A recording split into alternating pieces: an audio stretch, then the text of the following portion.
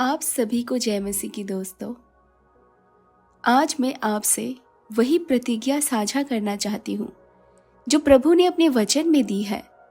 वो प्रतिज्ञा जो टूटे दिलों को जोड़ती है, जो आंसुओं को पोंछती है, जो राख के ढेर से जीवन का नया सौंदर्य रचती है।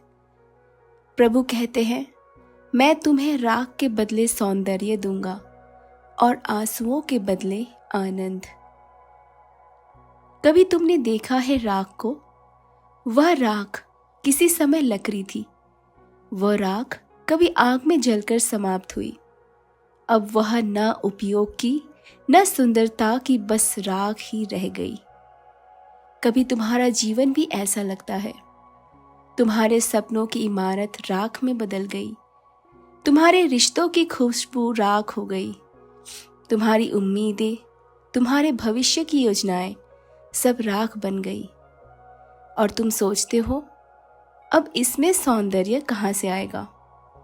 पर सुनो, जिसने ब्रह्मांड को शून्य से रचा, वह राख से भी सौंदर्य रच सकता है।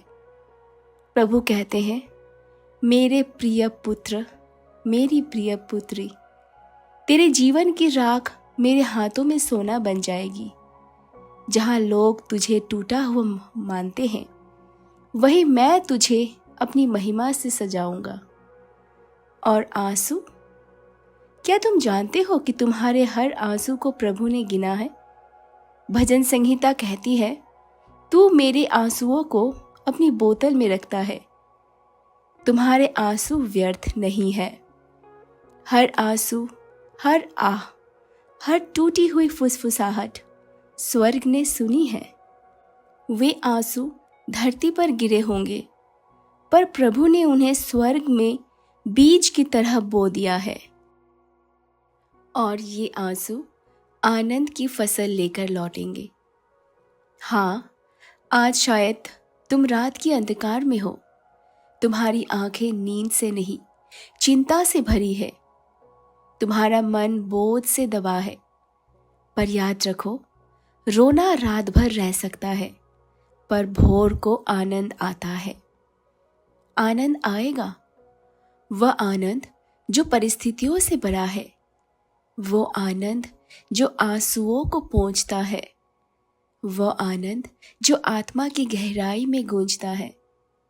अय्यूब को देखो, उसने सब कुछ खो दिया। धन, परिवार, स्वास्थ्य सब राख में बदल गया। पर जब प्रभु ने इसे छुआ तो उसका जीवन 2 गुना आशीर्वाद से भर गया। राख सौंदर्य में बदल गई, आंसू आनंद में बदल गए। यूसुफ को देखो, अपने ही भाइयों ने उसे बेच दिया, जेल में डाला गया, वर्षों तक आंसुओं में डूबा रहा। पर एक दिन वही यूसुफ मिस्र का प्रधान बना। उसकी राख से सौंदर्य निकला। उसके आंसू राष्ट्र के लिए मुक्ति बने। और फिर यीशु, क्रूस पर रक्त और आंसू का दृश्य था। शिष्यों के लिए केवल राख और निराशा थी। पर तीसरे दिन कब्र खाली हो गई। राख सौंदर्य में बदली, आंसू आनंद में। मेरे प्रिय दोस्तों, अगर आज तुम्हारा जीवन राख जैसा लग रहा है, अगर तुम्हारे आंसू थमने का नाम नहीं ले रहे, तो निराश मत हो, क्योंकि वही परमेश्वर जिसने अय्यूब को उठाया, यूसुफ को सम्मान दिया और यीशु को पुनरुत्थान दिया, वही आज तुम्हारे लिए भी कार्य करेगा।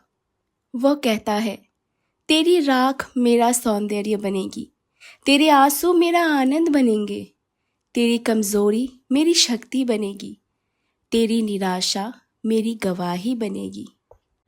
आज मैं प्रार्थना करती हूँ, परमेश्वर, हे स्वर्गीय पिता, तेरी संतान आज टूटी हुई है, तेरी संतान आज आंसुओं में डूबी है, पर मैं तुझे सौंपता हूँ उनका जीवन। प्रभु, राख को सौंदर्य में बदल, आंसुओं को आनंद में बदल। जहाँ टूटन है वहाँ चंगाई ला, और जहाँ निराशा है वहाँ नई आशा दे। परमेश्वर आप सभी के साथ बोलते हैं, मेरे बच्चे, मैं तुझे कभी अकेला नहीं छोड़ूंगा। मैं तेरे आंसुओं को व्यर्थ नहीं जाने दूंगा। मैं तुझे फिर से उठाऊंगा। तू जो राख देखता है, मैं उसमें अपना सौंदर्य बुनूंगा। तू जो आंसू बहाता है, मैं उसे अपनी खुशी से बदल दूंगा। हाँ, आज तेरा अतीत तुझे बांध नहीं पाएगा। तेरे घाव तेरी पहचान नहीं होंगे। तेरे आंसू तेरी कहानी का अंत नहीं होंगे, क्योंकि तेरा परमेश्वर वही है जो राख से गुलाब खिलाता है, जो आंसुओं से मोती बनाता है, जो मृत्यु से जीवन लाता है। तो उठो, अपने होठों से घोषणा करो आज कि मैं अकेला नहीं हूं। प्रभु मेरी राख से सौंदर्य रचेंगे, मेरे आंसू आनंद में बदलेंगे। मेरा कल महिमा से भरा है, मैं प्रभु का प्रिय हूं। मेरे प्रिय, तुम्हारी आंखें अभी भी आंसुओं से भीगी हो सकती है, तुम्हारा जीवन अभी भी राख से ढका हो सकता है, पर याद रखो, ये अंत नहीं है, ये बस एक नया आरंभ है। क्योंकि प्रभु कहते हैं, मैं तुझे राख के बदले सौंदर्य और आंसुओं के बदले आनंद दूंगा। आज ये वचन तुम्हारे जीवन में जीवित है। इसे पकड़ो, इसे मानो और इसे जियो, और तुम देखोगे राख से उठता सौंदर्य, आंसुओं से बहता आनंद। आमीन। परमेश्वर आप सभी को इस वचन पढ़ाए और सुनाए में आशीष दे। और हाँ, अगर कोई प्रार्थना का विषय हो तो कमेंट्स में पिन ज़रूर करें, हम आप सभी के लिए दुआ करेंगे।